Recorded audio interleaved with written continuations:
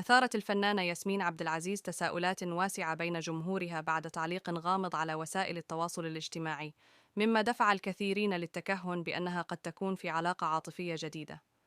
نشرت ياسمين عبر حسابها على إنستغرام بوستر مسلسلها الرمضاني القادم بعنوان "وتقابل حبيب"، وعلقت عليه بعبارة "وتقابل حبيب".